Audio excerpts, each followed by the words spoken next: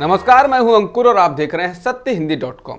आइए एक नजर डाल लेते हैं अब तक की सुर्खियों पर। महाविकास आघाड़ी सरकार के लिए मुसीबत बने शिवसेना के बागी और निर्दलीय विधायकों ने राज्यपाल भगत सिंह कोश्यारी को पत्र भेजा है। इस पत्र में 34 विधायकों के दस्तखत हैं। इसमें से 30 विधायक शिवसेना के हैं जबकि 4 निर्दलीय विधायक हैं। राज्यपाल को लिखे पत्र में बागी विधायकों ने कहा है कि एकनाथ शिंदे अभी भी शिवसेना के विधायक दल के नेता हैं। शिंदे की बगावत के बाद शिवसेना ने कार्रवाई करते हुए उन्हें विधायक दल के नेता के पद से हटा दिया था। पत्र में विधायकों ने कहा है कि पार्टी ने अपनी विचारधारा और सिद्धांतों के साथ समझौता कर लिया है और इससे पार्टी के कार्यकर्ता नाराज हैं। महाराष्ट्र के मुख्यमंत्री उद्धव ठाकरे के भावुक भाषण के बाद बागी नेता एकनाथ शिंदे ने कांग्रेस और एनसीपी के साथ गठबंधन को बेमेल गठबंधन करार दिया और कहा कि महाराष्ट्र के हित में इससे निकलना जरूरी है। एकनाथ शिंदे ने ट्वीट किया, पिछले 2.5 साल में महाविकास आघाड़ी सरकार ने केवल घटक दलों यानी कि कांग्रेस और एनसीपी को फायदा पहुंचाया और शिवसैनिकों को भारी नुकसान हुआ।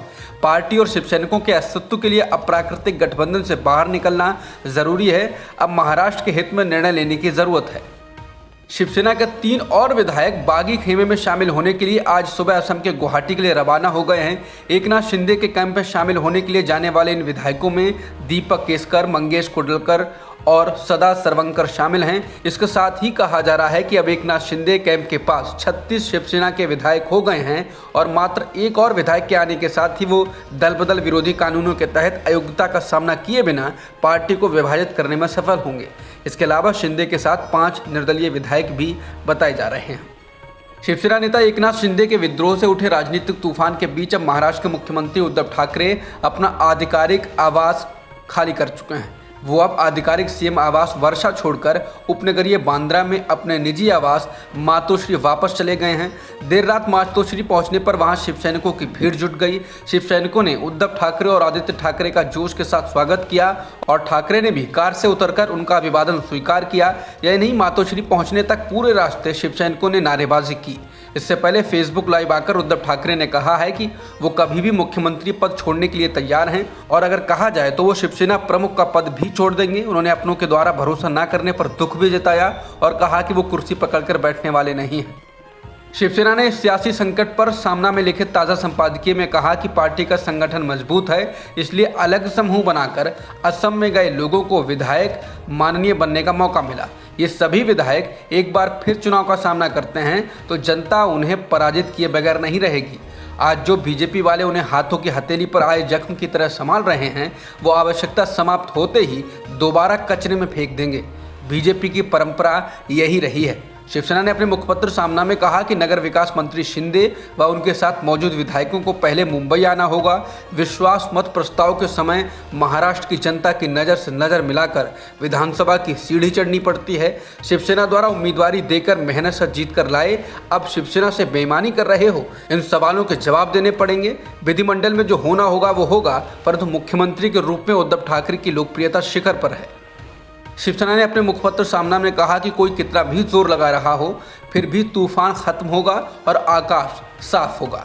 महाराष्ट्र में नई सरकार स्थापित करने का सपना किसी ने देखा ही होगा तो वो उनका स्वप्न दोष है। इसके साथ ही शिवसेना ने बीजेपी को लेकर कहा कि शिवसेना के अंतर्गत जो घटनाक्रम चल रहे हैं उससे हमारा संबंध नहीं, ऐसा मजाक भाजपा को तो नहीं करना चाहिए।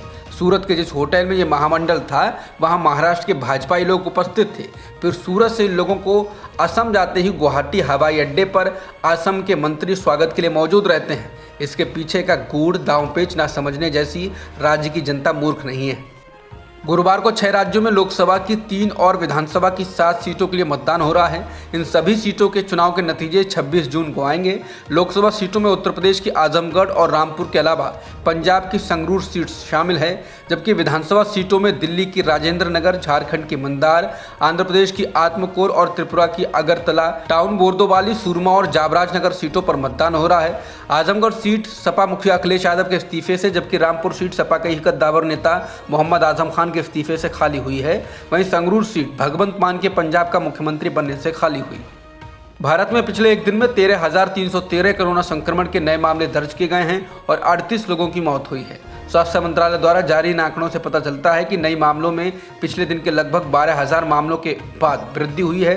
इसके अलावा पॉजिटिविटी रेट में 3.94% से 2.03% की गिरावट देखी गई है। वर्तमान में देश में सक्रिय मामले 83,000 से ज़्यादा बताए जा रहे हैं। अब तक की खबरों में इतना ही। बाकी खबरों के लिए बने रहिए सत्य हिंदी .com के साथ।